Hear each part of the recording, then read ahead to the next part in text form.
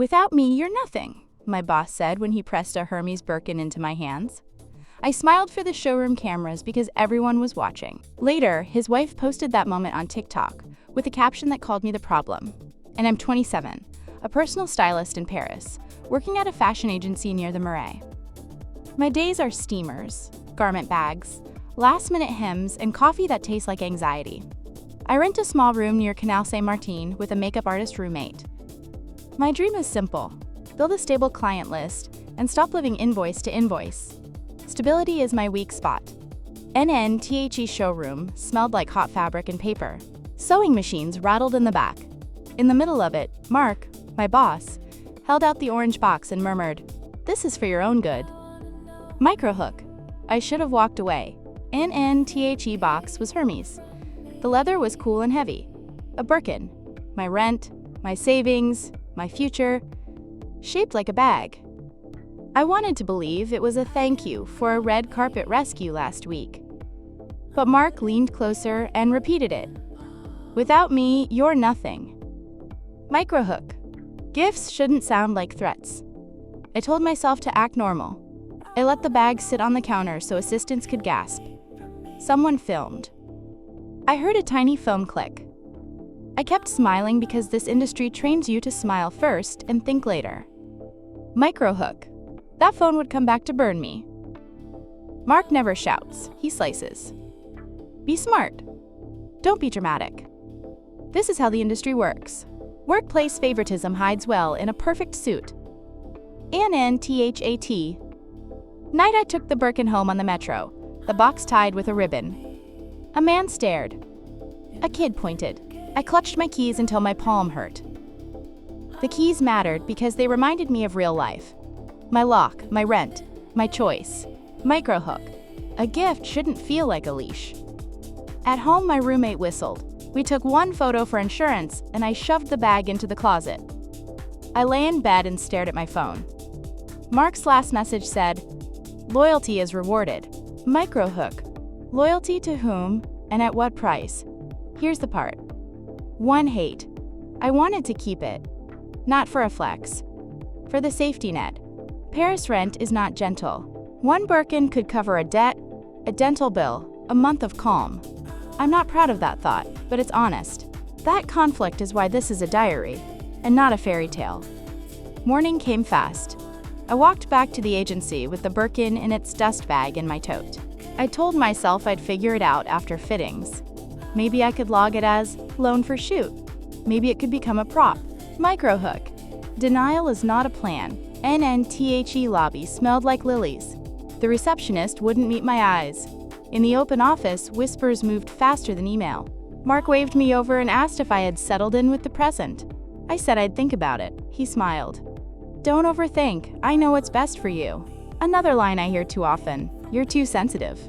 Microhook. When someone repeats your weak points, believe them, and I kept working. Pins, hems, a blazer sleeve that wouldn't sit. My phone buzzed during a fitting. Notification from TikTok. A coworker had tagged me. My chest went cold. I finished pinning the hem, then opened the app. There was the showroom. There was the orange box. There was my face, smiling like I'd won a lottery I never entered. The caption, when your husband gifts his stylist a Birkin. The voiceover was a woman, sharp, angry, controlled, his wife. She said, "You ruined everything." Microhook. I hadn't said a word, and I was already the villain. Comments moved fast. People love a CEO affair scandal, even when nobody said the word affair. Labels appeared anyway. Side piece, climbing through handbags, classic boss romance. I kept scrolling like it would stop. It didn't. The algorithm smelled blood. Microhook. I needed a plan before the story wrote itself. I grabbed my phone, the bag, and my keys, and went to the back stairwell where it's quiet. I texted myself screenshots. Evidence first. Then I typed a note to Mark. I can't accept this. I didn't send it. Not yet. I needed more than a text. I needed a boundary that could stand. NNSO. Here's where I am at the end of day 1. 27, broke by fashion standards, holding a luxury object that could change my month and wreck my name. My boss says, "It's for your own good." His wife says, "You ruined everything." And me? I'm standing between a bag and my career. Microhook. Tomorrow, the choice chooses me. By the next morning, the orange Hermès dust bag in my tote felt heavier than my whole career. I walked into the agency lobby, the scent of lilies hitting me like a wall, and I knew people were already talking. Stylists live on gossip. In fashion, rumors travel faster than perfume. Microhook. I wasn't ready for how fast this one would spread. I sat at my desk, opened my laptop, tried to focus on client emails. 2 assistants sipped their lattes behind me, whispering into their sleeves, their eyes flicking toward my bag. I didn't need to hear the words. I knew the shape of envy, of suspicion. The Birkin was radioactive even when hidden. At lunch, my phone buzzed. A TikTok notification. I thought maybe it was a cat video or a trend. No, it was me. My stomach dropped before I even opened it. There I was in the showroom, awkward smile, orange box in my hands. Someone had filmed the exact moment Mark gave me the bag. But the voiceover? It wasn't random. It was his wife. "N, you ruined everything," she said, her voice sharp and cracked. The caption, "When your husband gifts his stylist a Birkin." Microhook. I hadn't even spoken, and the internet already decided who I was. NNTHE comments hit like, "Bullets N, boss romance gone wrong. CEO affair scandal in real time. She's obviously the favorite." People love forbidden love drama even when it's just rumor. The clip had thousands of views already. My throat closed as I scrolled. Every second it climbed higher. NNBY, the time I looked up, half the office had seen it. Their glances were no longer curious. They were loaded. I heard one stylist mutter, "Favoritism, classic." Another whispered, "She's done." The air smelled of burnt espresso and tension. Microhook. This wasn't gossip anymore. It was evidence. And Mark called me into his office by late afternoon. The blinds were half closed, stripes of light across his face. He leaned back in his leather chair, Mont Blanc pen tapping like a metronome. "Ignore it," he said. "These things blow over." And I stared at him. "Your wife posted it. People think..." NHE raised his hand. "They'll always think something. What matters is loyalty. Without me, you'd still be fitting interns for Zara shoots. This," he tapped the Birkin, "is for your own good." NNTHAT phrase again. For my own good. Microhook. It wasn't generosity, it was control. And I wanted to shout, but his office walls were thin. Instead, I nodded like a coward, then walked back to my desk.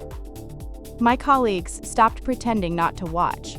The sewing machines hummed in the background, louder than usual. My ears buzzed. When I left the building that night, the Paris air was wet with drizzle. Neon lights from cafes smeared across puddles. My phone kept buzzing. Screenshots. Reposts. Gossip accounts had picked up the video. One caption read, "Luxury stylist caught in CEO scandal." Another, "Forbidden love gift exposed." I shoved the phone in my pocket, but I couldn't stop hearing his wife's voice. "You ruined everything." At home, my roommate shoved her phone in my face. "You're viral." The TikTok had been reposted on fashion gossip pages with millions of followers. The comments were brutal. "Homewrecker. Climbing through handbags. She won't last a month." I pulled the Birkin from the closet and set it on the table. Its leather gleamed under the kitchen light, smooth and soft. My roommate ran her hand over it like it was sacred. I couldn't touch it. For me, it was poison. Microhook. Luxury had turned into a leash. NNTHAT night. I barely slept. Every sound outside felt like judgment. Every car horn was a call out. I scrolled through comments until my eyes blurred. "She thinks she's special." "Mark's latest toy." "Wait until HR finds out." My heart pounded with each one. NNBY dawn, I realized I had no safe option. If I kept the bag, I drowned in scandal. If I returned it, Mark would turn on me. Either way, my reputation was hanging by a thread. And then another thought cut through the panic. What if I didn't just choose between silence or surrender? What if I fought back? Microhook. For the first time, I thought about turning the scandal into evidence. By Friday, the Birkin was less a bag and more a bomb ticking in my apartment closet. Every time I opened the door, the orange box glared back at me. On TikTok, the video kept spreading. By now, everyone in my circle had seen it. At work, my inbox dried up. Projects I'd been leading were quietly reassigned. No one said why. They didn't need to. Microhook. Silence is its own kind of verdict. NNTHAT morning.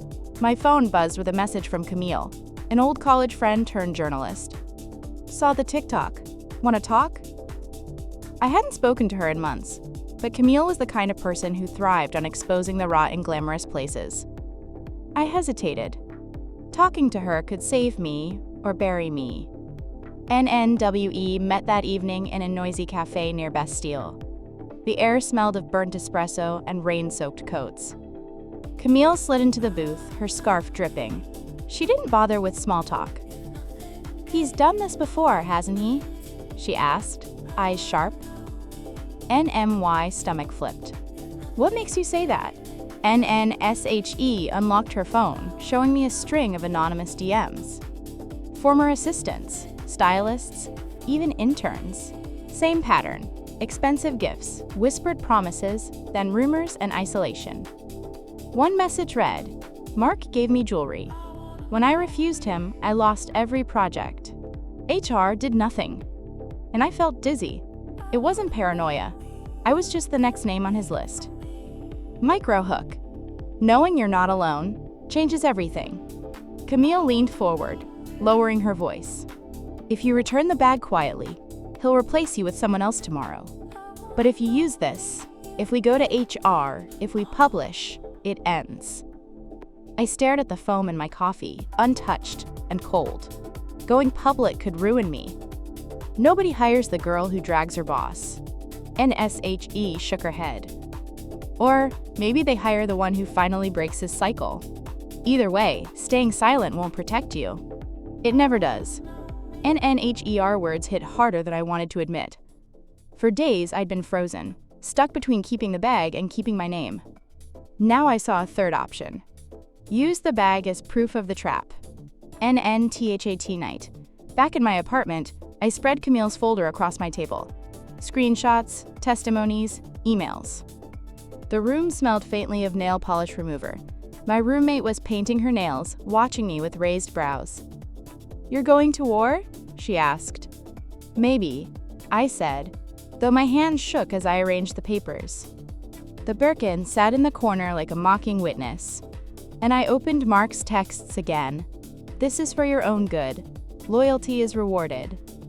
The same words he whispered in the showroom. The same script he used on the others. Microhook. The repetition was my smoking gun.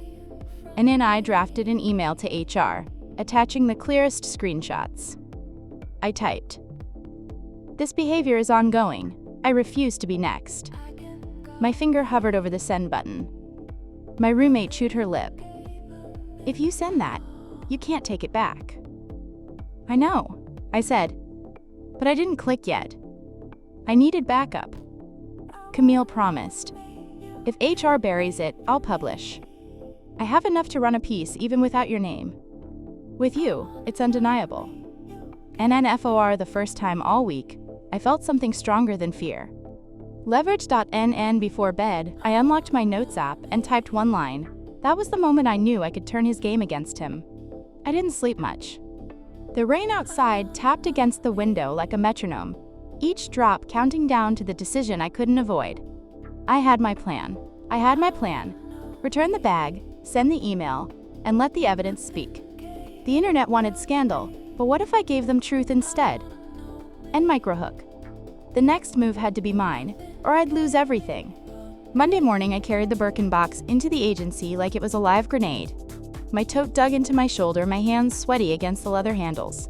The lobby smelled of lilies again, too sweet, like someone trying to cover rot. Every click of my heels echoed through the marble floor. People stared. Whispers rose. Microhook.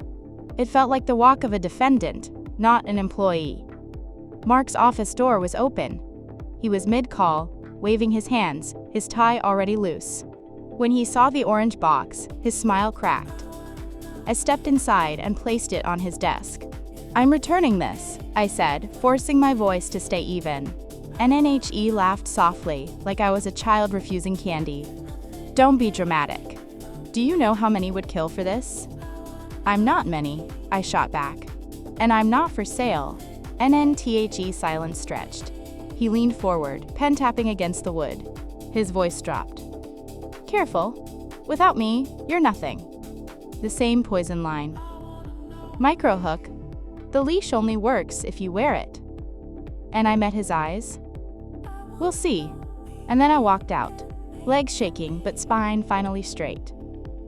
I left the Birkin glowing on his desk, like evidence in plain sight. NNBY noon. My email to HR was live. Screenshots attached.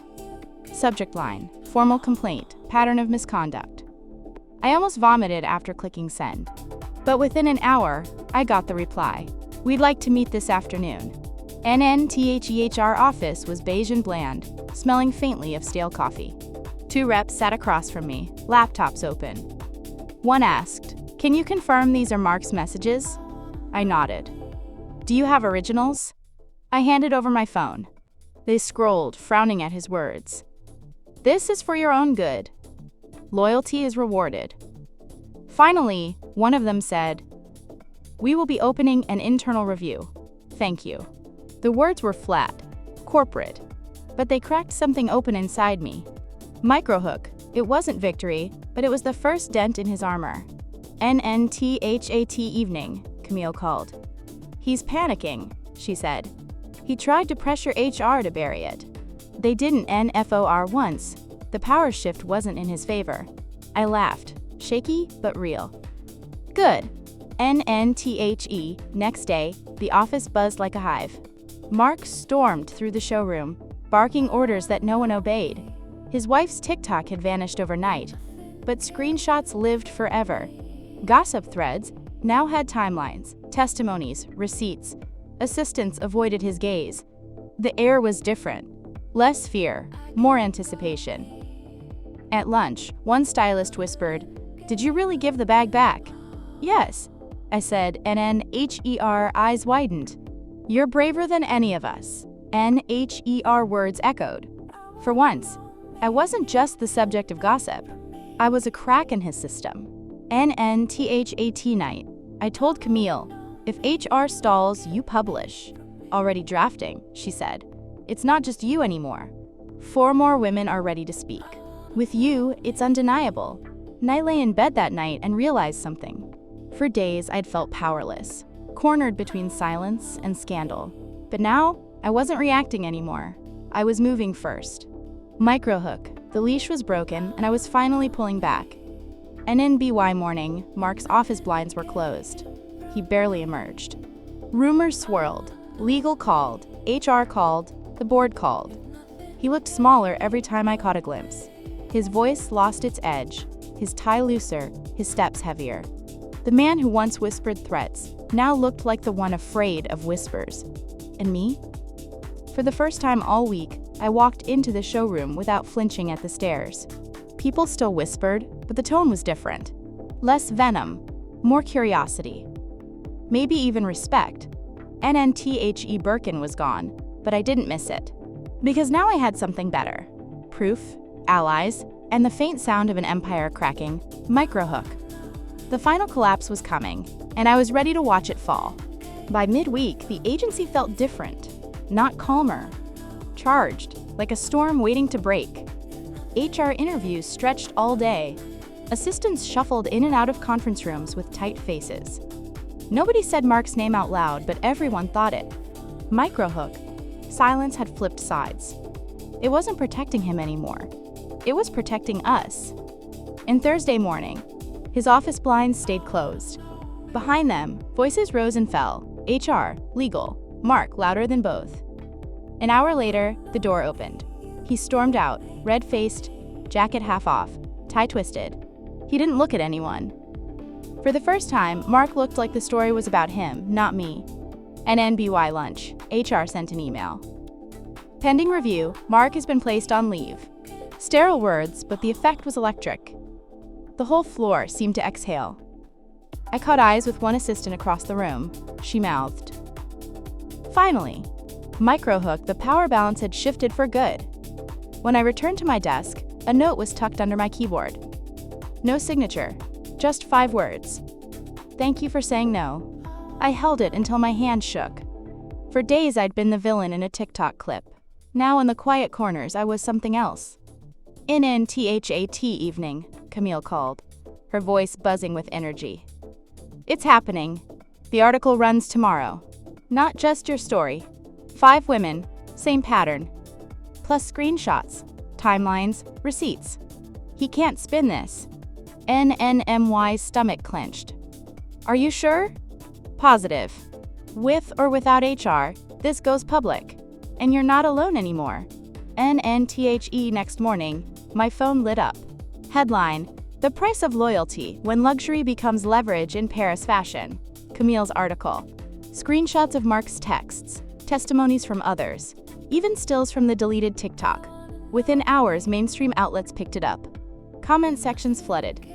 Classic abuse of power. She did the right thing. Imagine risking your career for a bag. NNBY afternoon. Mark's temporary leave had turned indefinite. His Instagram went dark. His wife locked her accounts. The silence that once shielded him was now suffocating him. Microhook.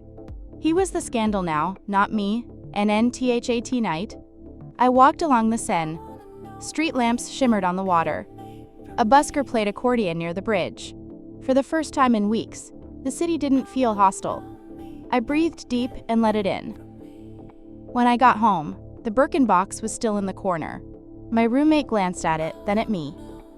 You really gave it back. Yeah, I said. And I gained more than I lost. Because the bag was never the prize. Freedom was. Respect was. The knowledge that Mark's grip wasn't unbreakable. That mattered more than any leather or logo. And I thought about the women before me. The ones who left in silence. Careers derailed, names erased. Maybe my story didn't erase their pain, but maybe it stopped the cycle from repeating. Maybe someone else would recognize the red flags sooner. And I lay in bed and remembered Mark's voice. Without me, you're nothing. For the first time, I laughed. Without him, I was finally myself and microhook. The Birkin didn't define me. The refusal did. Now I keep asking myself, and I'll ask you too, what would you have done? Would you keep the bag and risk drowning in scandal? Or would you walk away, knowing the fallout might burn, but the freedom might save you? Because here's the truth. Luxury fades, gossip dies, scandals scroll away. But saying no, that's the only thing that sticks.